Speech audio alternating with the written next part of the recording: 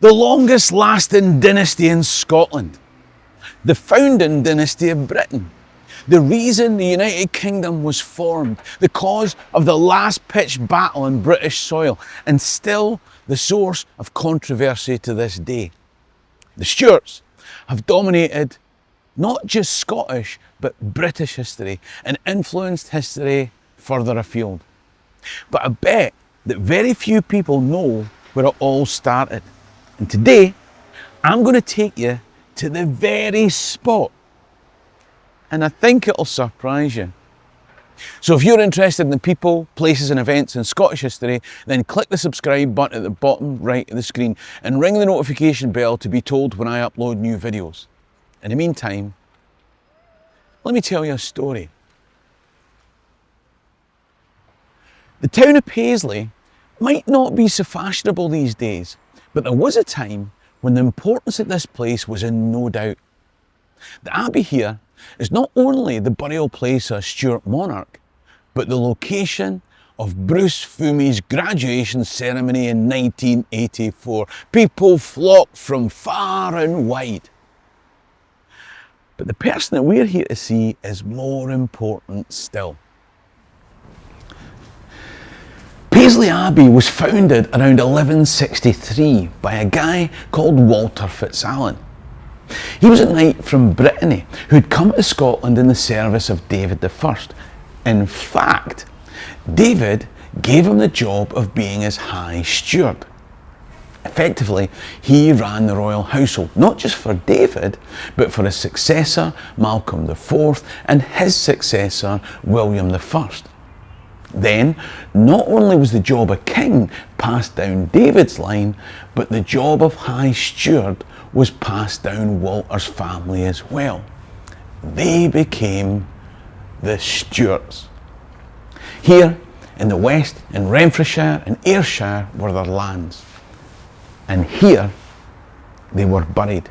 6 High Stewards of Scotland are buried here. But that's not all. You see, it's not just High Stewards who are buried here.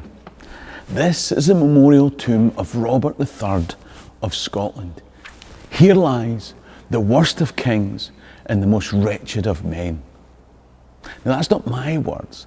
That's the epitaph he wrote for himself before he died. Now, I don't know if we'd judge him quite as harshly as he did himself. He asked that his body be thrown in a dung heap, but he was buried here.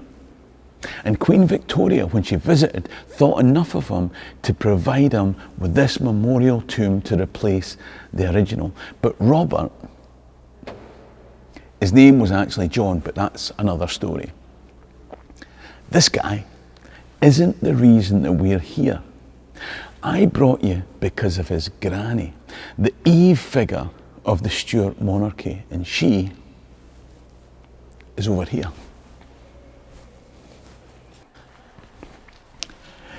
This is a memorial tomb of Marjory Bruce, the daughter of Robert the Bruce and his first wife, the Countess of Mar. Walter, the 6th High Steward, as a young lad at the Battle of Bannockburn, had commanded one of the Chilterns with good Sir James Douglas, and he was rewarded with lands. After Bannockburn, he was sent south to retrieve Robert the Bruce's wife Elizabeth de Burgh and his daughter Marjory when they were released from English captivity. Was it that their eyes met across a war-torn border? Or was it another reward for Bannockburn? Either way, they were married a year later. Their son was born a year after that. Of course, eventually, Marjory and Walter were buried here. Marjory died first, and this is her memorial tomb. It was when Marjory's brother David II died without children that the crown then fell to Marjory and Walter's son. And that's what started the Stuart dynasty. But I promise you a where. Just before I do, I've got a confession to make. Remember at the start of this video, I may have given the impression that I graduated in this building in 1984. That's not strictly true. I mean, I did get a physics degree, and the graduation ceremony did take place here in this building. It's just that I didn't turn up. I've never been a big stand-on ceremony type guy, and I may have been smoking quite a bit of ganja at the time. Anyway, after a year of bumming about and working as a dishwasher and a bus washer and a button presser on a factory floor, I came back to Paisley to ask about doing an honours year. And the head of physics welcomed me into his office, and as he was explaining the process and the requirements to the return, he said, "Hold on, I think I've got something of yours." And he rumbled about in the bottom of his drawer and he took out a cardboard tube with a scroll in it. It was my degree. And he hit me over the head with it. I'm not entirely sure how ceremonial that was. And that's where I graduated. But even though it was unorthodox, I still technically graduated. What I'm getting to is this isn't actually Marjory's tomb. I mean, she was buried here. It's just that the Abbey's seen a lot of change over the years. Edward Longshanks burned it down in 1307 because that's the kind of thing he did. The place had to be rebuilt, and the central tower collapsed in the 16th century. And of course, there was the Reformation. The Earl of Dundonald removed a bunch of stuff around 1704 when he got married. There was a renovation in 1788. What I'm saying is that these bits came from the Abbey. This effigy of a woman came from the Abbey. Marjory Bruce is buried in the Abbey. It's just that this probably isn't her. But she is somewhere around. Maybe we should talk about her son. Robert II was born on the 2nd of March 1316. And he was born in Paisley.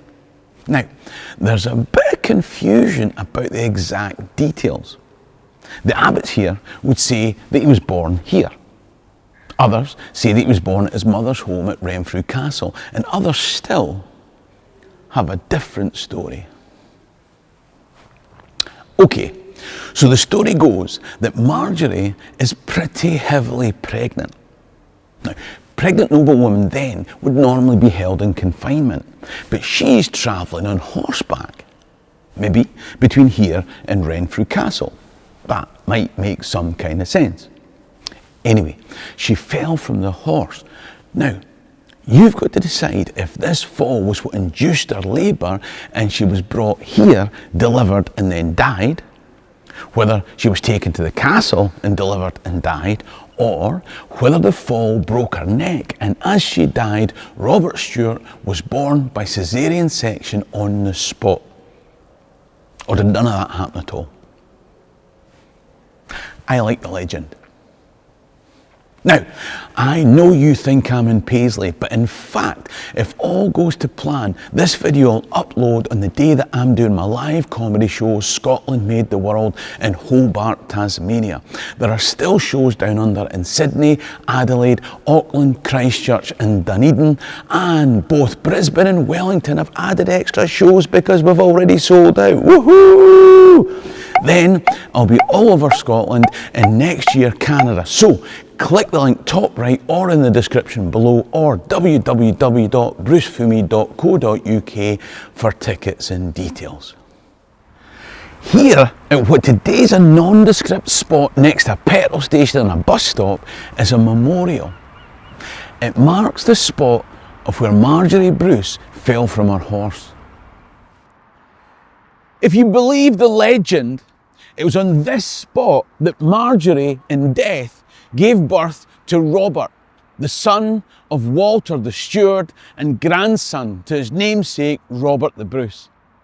That premature caesarean child would grow up to fight many battles, and when David II died in 1371, would become Robert II, the first Stuart King of Scotland. 287 years after these events, his 7 times great-grandson James VI became James I of England, creating Great Britain. And 103 years after that, his great-granddaughter Queen Anne signed off a more formal, fixed, no way out of it, I've got my finger stuck in this hole, has anyone got a bit of butter? Union.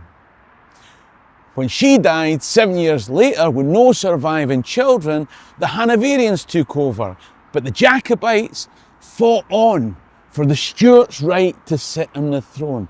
The Stuart Dynasty, the thing that finally ended on Culloden Moor in April 1746, started here, on this spot, on the 2nd of March 1316.